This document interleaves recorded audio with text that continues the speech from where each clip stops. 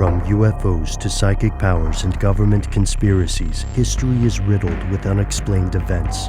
You can turn back now, or learn the stuff they don't want you to know.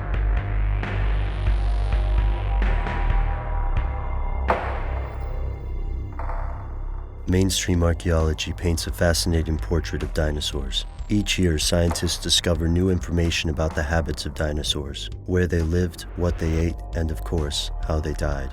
Or did they?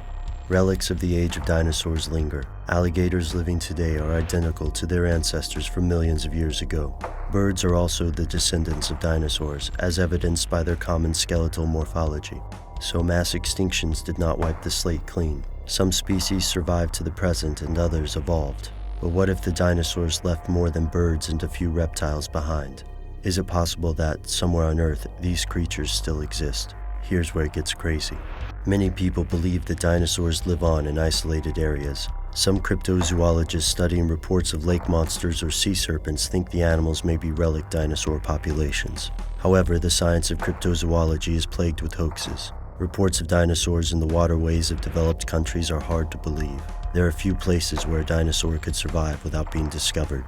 To many, the best candidate is an area of near uncharted wilderness in Cameroon and the Congo. Stories of dinosaur-like cryptids pepper the African continent. Many of these reports date back into prehistory.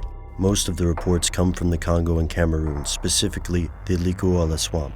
Stretching over 49,000 square miles, it's one of the world's largest swamp forests. The Congolese government considers it mostly unexplored. The sweltering, humid swamp looks prehistoric, and exotic animals roam freely through its depths. To locals, dinosaur-like creatures are just another part of the environment. Many of these cryptids are rumored to live semi-aquatic lives in the lakes and rivers. Examples include the mabelu, the emela-ntouka, the nguma-monene, and the mokele-membe.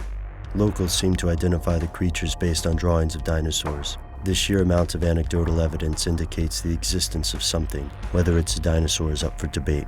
Where's the evidence? If these creatures do exist in the isolated vast swamp, it may simply be difficult to find proof.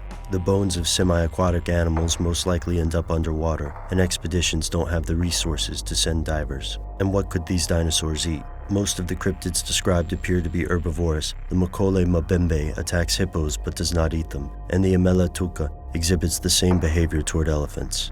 Large herbivores need lots of food. Consider that adult elephants consume over 300 pounds of vegetation per day. It's unlikely that a population of large herbivores could live in an area this size without being discovered. In fact, these animals could be quite rare. But rare and non-existent are two different things. Despite the enormous cost involved, dozens of groups have still tried to discover the beast. And there are hundreds of reports of dinosaur-like creatures even in modern times. In the face of these persistent, consistent reports, the absence of any evidence or explanation is itself bizarre. Unless, that is, there's something they don't want you to know. You could say this is a dress rehearsal for a war. Well, a lot of people might object to that phrase, a dress rehearsal for a war. But the fact of the matter is that we see military exercises, not just by the US, but by pretty much every major world power on an ongoing, continual basis. And there are a couple reasons for this.